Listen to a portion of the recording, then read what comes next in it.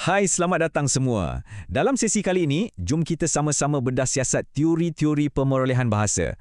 Tapi, kita tak akan jadikan ia macam kuliah yang bosan. Sebaliknya, kita akan ubah semua teori ini menjadi satu kit peralatan yang praktikal khas untuk anda, para guru. Cuba kita bayangkan, setiap seorang murid dalam kelas kita tu kan, mereka ni macam satu harta karun yang penuh dengan potensi.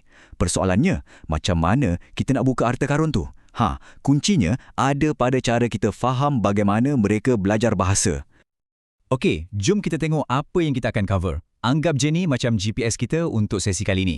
Kita akan mulakan dengan potensi murid, kemudian kita akan buka kit peralatan kita satu persatu dan akhirnya kita akan lihat bagaimana nak guna semua alatan ni untuk jadi seorang guru yang lebih mahir.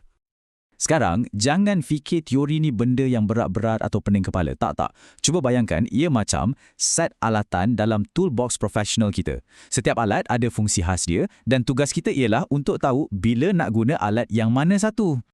Dalam kit kita ni, ada 6 alatan utama yang akan kita explore. Kita akan mulakan dengan yang paling asas, iaitu sepana atau teori behaviorism, sampailah ke peta minda atau teori psikolinguistik yang lebih terperinci. Jom kita mulakan.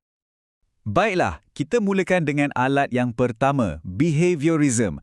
Anggap je ini macam alat asas dalam kit kita yang sangat berguna untuk membina tabiat melalui tingkah laku yang kita boleh nampak dan ukur. Inilah dia sepana kita. Kenapa sepana? Sebab fungsinya macam sepana. Ia mengetatkan satu tabiat melalui 3 langkah mudah. Tiru, ulang dan bagi ganjaran. Proses ni, rangsangan dan respons, diulang-ulang sampailah ia jadi automatik. Okey, so macam mana nak guna sepanah ni dalam kelas? Senang je. Ia memang power untuk aktiviti latih tubi. Contohnya, masa ajar membaca, kita minta murid ikut sebutan kita dan bila betul, kita puji. Untuk menulis pula, aktiviti menyalin huruf berulang kali tu, itulah sepanah sedang digunakan. Dan macam semua alat, sepanah ni pun ada pro dan kontra dia. Nampak kan? Dia memang sangat berkesan untuk murid yang lemah atau untuk ajar kemahiran asas. Hasilnya pun cepat nampak. Tapi, kelemahannya, ia agak mekanikal. Kurang ruang untuk berfikir secara kritis dan murid cenderung jadi pasif. Okey, dah faham pasal sepana. Sekarang, jom kita beralih ke set alatan seterusnya. Kali ini, kita akan masuk ke dalam minda murid pula daripada hanya perhatikan tingkah laku luaran mereka. Alat kita yang kedua ni, kita panggil pelan tindakan. Dengan alat ni, kita dah tak tengok murid tu sebagai span kosong yang serap maklumat je. Tak. Sebaliknya, mereka ni macam arkitek yang aktif membina bangunan ilmu mereka sendiri dengan menyambungkan maklumat baru kepada apa yang mereka dah tahu. Jadi, bila kita nak guna pelan tindakan ni? Yang ni memang sesuai sangat untuk aktiviti yang perlukan pemikiran aras tinggi. Contohnya, masa membaca, kita minta murid buat peta minda untuk kaitkan cerita dengan pengalaman sendiri. Masa menulis pula, kita bimbing mereka rancang draft karangan. Nampak? Kita bantu mereka bina, bukan suap. Alat kita yang ketiga, kanta pembesar. Kenapa? Sebab teori ini mengajak kita untuk zoom in dan lihat potensi semula jadi yang dah ada dalam diri setiap murid. Teori mentalis kata, manusia ni dilahirkan dengan satu alat khas dalam otak untuk belajar bahasa. Dah ada built-in dah. Ini bahagian yang paling best. Teori ni betul-betul ubah cara kita pandang kesilapan murid. Contohnya ayat ni, saya sudah makankan nasi. Kalau guna sepana, kita akan kata salah. Tapi kalau guna kanta pembesar, kita akan nampak, wow, murid ni sebenarnya tengah kreatif menguji peraturan tata bahasa. Ini bukan kesilapan, ini proses pembelajaran. Okey, kita dah ada 3 alat.